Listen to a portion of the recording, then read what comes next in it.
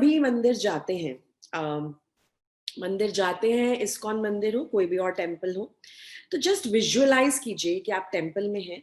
ISKCON temple ले लेते हैं फॉर एग्जाम्पल, आप टेम्पल गए हैं और टेम्पल में एक बहुत स्पेशल कथा चल रही है, बहुत स्पेशल कथा चल रही है, बहुत वरिष्ठ भक्त आए हैं, सीनियर डिवोटी आए हैं जो कथा कर रहे हैं। तो एक फैमिली जाती है टेम्पल में, हस्बैंड वाइफ, 2 बच्चे, एक लड़का एक लड़की, टिपिकल सिनेरियो बता रही हूँ आपको। तो हस्बैंड जाते हैं, जाकर जो जहाँ सारे प्रभु जी बैठे हैं वहां जाकर बैठ जाते हैं अपने बेटे को लेकर, और वाइफ है जहाँ सारी माता जी बैठी हैं वहां जाती हैं, उस एरिया में जाती हैं अपनी डॉटर को लेकर और वहां बैठ जाती हैं। सो 2 अलग अलग सेक्शन है, प्रभु जी बैठे हैं, माता जी बैठी हैं।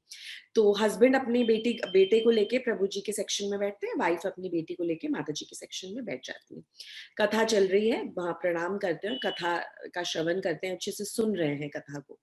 थोड़ी देर के बाद जो माता जी है उनको रियलाइज होता है कि काफी टाइम हो रहा है, लेट हो रहा है और घर जाके उन्हें काम करना है, उन्हें प्रसाद की थोड़ी तैयारी करनी है, बच्चों को खिला के सुलाना है, अगले दिन उन्हें सुबह उठना है स्कूल के लिए।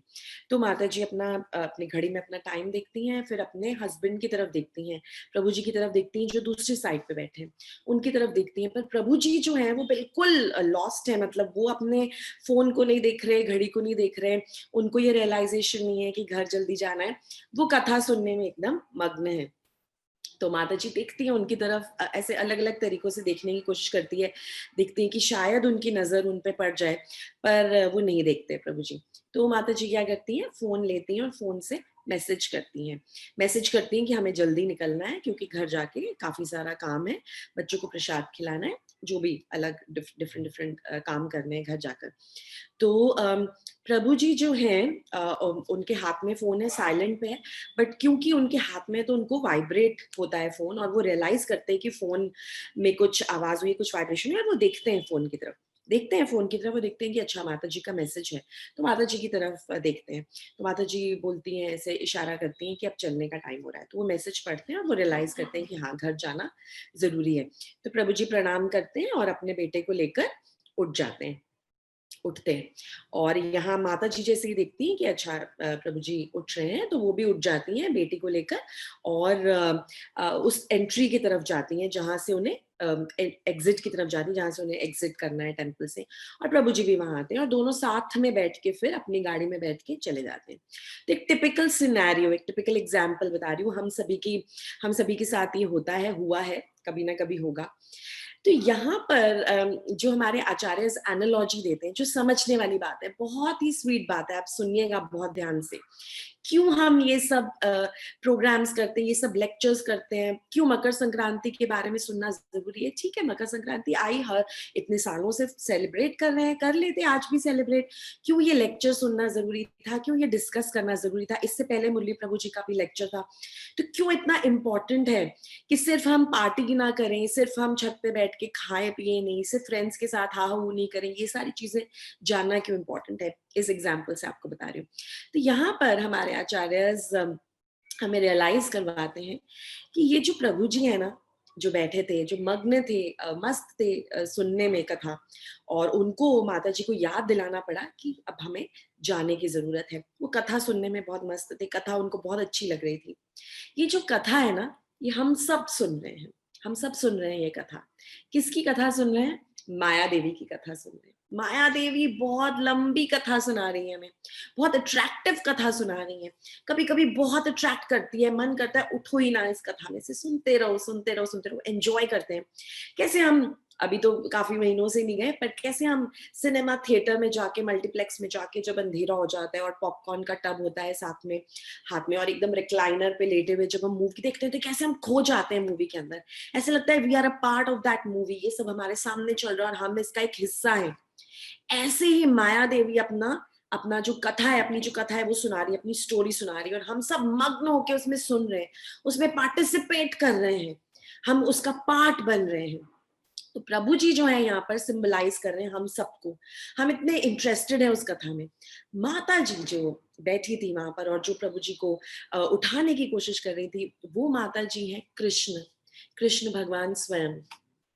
तो हम सब तो अपने प्रभु जी के साथ और भी बहुत सारे प्रभु जी बैठे थे, वो सारे फैमिली, उसको आप समझिए वो रिप्रेजेंट कर रहे थे हमारी फैमिली, हमारे सारे फैमिली मेंबर्स, हमारे बच्चे, हमारे पेरेंट्स, हमारे फ्रेंड्स, हमारे रिलेटिव्स, हम सब माया देवी की कथा को बहुत ध्यान से सुन रहे हैं, बहुत एंजॉय कर रहे हैं, लॉस्ट है एकदम इसमें।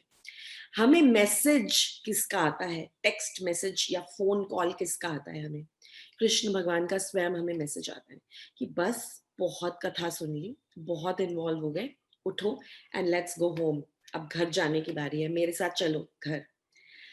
अब यहाँ तो प्रभु जी ने सुन लिया, उनका फोन उनके हाथ में था या पॉकेट में था, वाइब्रेट किया और उन्होंने सुन लिया, उन्होंने माता जी की तरफ देखा और वो उन्होंने एग्री किया कि हाँ हमें घर जाना है।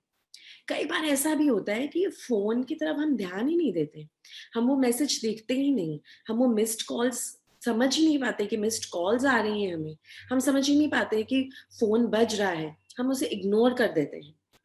और हम क्या सोचते हैं, सारे बैठे हैं ना हमारे साथ, सुन रहे हैं ना कथा को, तो घर जाने की क्या जरूरत है, सब लोग बैठे हैं, सब एक साथ कथा को सुन रहे हैं।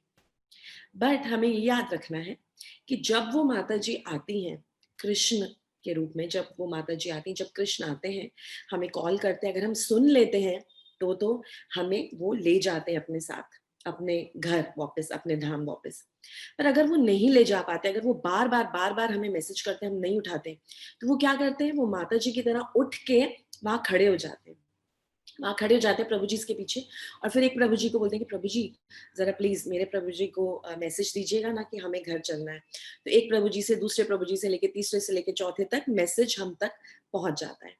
इसी तरह से कृष्ण हमें बहुत सारे मैसेजेस भेज रहे हैं, बहुत सारे मैसेजेस भेज रहे हैं, टेक्स्ट मैसेजेस भेज रहे हैं, व्हाट्सएप मैसेजेस भेज रहे हैं, मिस्ड कॉल्स भेज रहे हैं।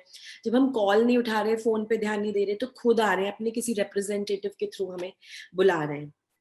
और जब हम वापस जाते हैं कृष्ण के साथ, जब हम फाइनली सुन लेते हैं कि कृष्ण हमें बुला रहे हैं, हमें बोल रहे हैं कि चलो मेरे साथ घर चलो, और हम एग्री करते हैं उस बात को, जब हम वापस जाते हैं, जब हम वापस जाते हैं ना, तो हम उस पूरी कथा में से, उस पूरी सभा में से अकेले जाते हैं कृष्ण के साथ। हम अपने पूरे परिवार, पूरी फैमिली, पूरे फ्रेंड्स, रिलेटिव्स को साथ लेके नहीं जा सकते। कि जब हमारा टाइम आता है जाने का, हम उसी टाइम कृष्ण के साथ वापस जाते हैं। हाँ, सबकी अलग अलग जर्नी है, अलग अलग पाथ है। हाँ, हम सब साथ हैं, हम सब साथ हैं। हम एक दूसरे का एसोसिएशन बहुत जरूरी है, इंस्पिरेशन के लिए, मोटिवेशन के लिए। हम साथ में कथा सुन रहे हैं माया देवी की, तो हम एक दूसरे का सपोर्ट है। बट जब कृष्ण बुलाते हैं तो हमें अकेले ही जाना पड़ता है, और हमें अलर्ट रहना है कि हम उन्हें सुने, हम उनके कॉल्स, उनके मिस्ड कॉल्स, उनके टेक्स्ट, उनके मैसेजेस को देखें, देखें ही नहीं, सिर्फ उसको रिस्पॉन्ड भी करें, रिस्पॉन्ड करें, उनकी तरफ देखें, उनका इशारा समझें, और फिर उठ के उनके साथ चलने के लिए तैयार हों। ये जो तैयारी है ये बहुत इंपॉर्टेंट है। हम तैयार कैसे होंगे कृष्ण के पास जाने के लिए, और किस तरह से कृष्ण हमें मैसेजेस भेज रहे हैं, ये आइडेंटिफाई करना इंपॉर्टेंट है। नहीं तो हम माया देवी के कथा में इतने मशरूफ हो जाएंगे, इतने इतने इन्वॉल्व हो जाएंगे, इतने एब्जॉर्ब हो जाएंगे कि हम तो ध्यान ही नहीं दे पाएंगे उन कॉल्स और मैसेजेस के ऊपर। तो कृष्ण अपने आप को हम तक ला रहे हैं भगवत गीता के रूप में, श्रीमद् भागवतम के रूप में, गुरु के रूप में, हमारे शिक्षा गुरु, हमारे दीक्षा गुरु के रूप में, अपने अलग अलग, अपने और जो प्योर भक्त हैं, शुद्ध भक्त हैं, उनके रूप में, जो आते हैं और हमें बोलते हैं भगवत गीता ले लो। हमें बहुत इरिटेशन होती है, क्या है, इन्हें तो अपने पैसे कमाने की पड़ी है, अब ठीक है ले लो यार, 150 रुपए 200 रुपए जो लेना है ले लो, दे दो अपनी बुक दे दो, इनको तो बुक बेचने की पड़ी है। वो सब रिप्रेजेंटेटिव्स हैं कृष्ण के, जो भेज रहे हैं उन्हें हमें बुलाने के लिए। हमने उनकी कॉल्स मैसेजेस नहीं सुनी, तो इसलिए वो अलग अलग तरीके से हमारे पास आ रहे हैं। तो ये गुरु, हमारे गुरु जो बनते हैं, जो हमें राह दिखाते हैं, जो हमें बताते हैं कि हमें क्या करना चाहिए, भगवत गीता, शास्त्र, श्रीमद् भागवतम, और साधु जो अलग अलग शुद्ध भक्त हमें इस जीवन के पथ पर मिलते हैं, जो कुछ ना कुछ हमें सिखा कर जाते हैं, ये सब भगवान के भेजे हुए रिप्रेजेंटेटिव्स हैं, ये सब भगवान की मिस्ड कॉल्स और उनके मैसेजेस हैं। तो उन्हें इग्नोर मत कीजिए, उन्हें इग्नोर मत कीजिए, उन्हें सुनिए, क्योंकि जितना हम भगवान के पास अपने अपने नित्य धाम वापस जाना चाहते हैं, उससे कई गुना ज्यादा भगवान चाहते हैं कि हम उनके पास जाएं। तो हमें अलर्ट रहना है, इन सिग्नल्स के लिए अलर्ट रहना है।